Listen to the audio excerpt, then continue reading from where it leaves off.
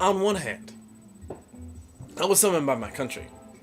On the other hand, the magnitude and difficulty of the trust to which the voice of my country called me cannot but overwhelm with despondence one who ought to be particularly conscious of his own deficiencies. With high hopes of the future, no prediction in regard to it is ventured. On the occasion corresponding to this 4 years ago, all thoughts were anxiously directed to an impending civil war. All dreaded it. All sought to avert it. No event could have filled me with greater anxieties. I know the American people are much attached to their government. I know they would suffer much for its sake.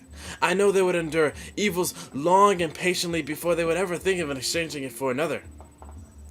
It would be more consistent with these circumstances, is far more congenial with the feelings which actuate me to substitute in place of a recommendation in particular measures to tribute that is due to talents, rectitude, and patriotism, which adorn the characters selected to devise and adopt them.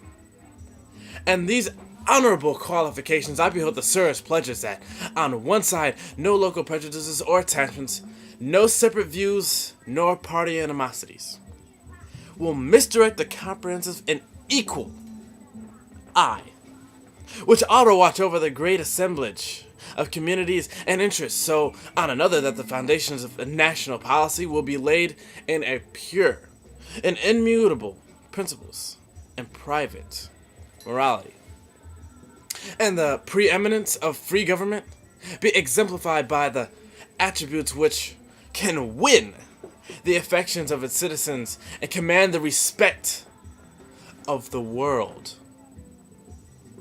And the great journals of things happening under the sun, we the American people find our account running, find ourselves in peaceful possessions of the fairest portion of the earth as regards to extent of our territory, fertility of soil, and salubrity of climate.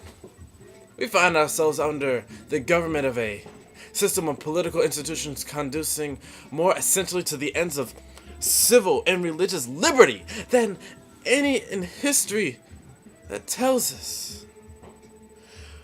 We, when mounting the stage of existence, found ourselves the legal inheritors of these fundamental blessings. I dwell on this prospect with every satisfaction of ardent love for my country can inspire, since there is no truth more thoroughly established than there exists in the economy and course of nature an indissoluble union between virtue and happiness, between duty and advantage, between genuine maxims of honest and magnanimous policy, and the solid rewards of public prosperity and felicity. They can read no more forever. They were the pillars of a temple of liberty, and now they are crumbled away. The temple must fall unless we, the descendants, supply their places with other pillars, hewn from the solid quarry of sober reason.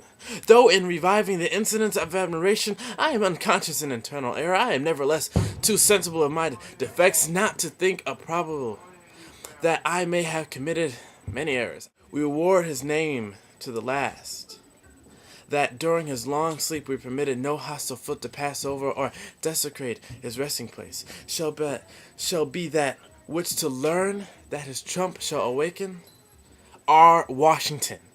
Upon these let proud fabrics of freedom rest as the rock of its bases, and as truly has been said of only greater institution, the gates of hell shall not prevent against it.